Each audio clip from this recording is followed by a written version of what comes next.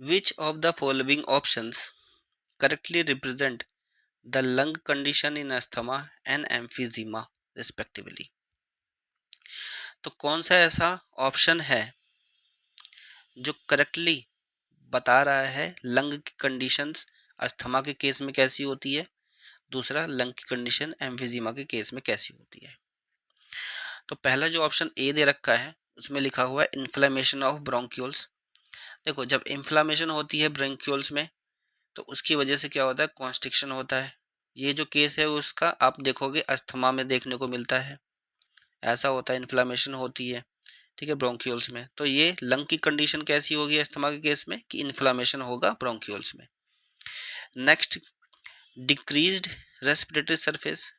Respiratory surface जो है वो कम हो जाता है, मतलब वो वाला सरफेस जहाँ पे गैस का एक्सचेंज होता है, आदान प्रदान होता है, वो एरिया जो है वो कम हो जाता है। तो इस वाले केस में देखोगे तो एल्वियुलर जो वॉल होती है, वियोलर एल्वियुलर वॉल डैमेज हो जाएगी, ठीक है। डैमेज होने की वजह से रेस्पिरेटरी सरफेस जो है जहाँ पे गैसेस का एक्सचेंज होता है वो कम हो जाता है, ठीक है।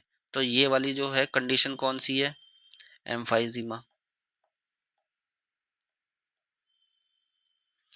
इंक्रीज नंबर ऑफ ब्रोंक्यूल्स नहीं होता है, इंक्रीज रेस्पिरेटरी सरफेस नहीं होगा, रेस्पिरेटरी सरफेस घटती है एम्फीजीमा में। इंक्रीज रेस्पिरेटरी सरफेस की वजह से अस्थमा नहीं होता है, ठीक है। इन्फ्लामेशन ऑफ ब्रोंक्यूल्स की वजह से एम्फीजीमा नहीं होता है। डिक्रीज होता है रेस्पिरेटरी सरफेस अस्थमा में, नहीं। इन्फ्लामेशन होता है अस्थमा के केस में। इन्फ्लामेशन ऑफ ब्रोंक्यूल्स की वजह से एम्फीजीमा होता है, नहीं।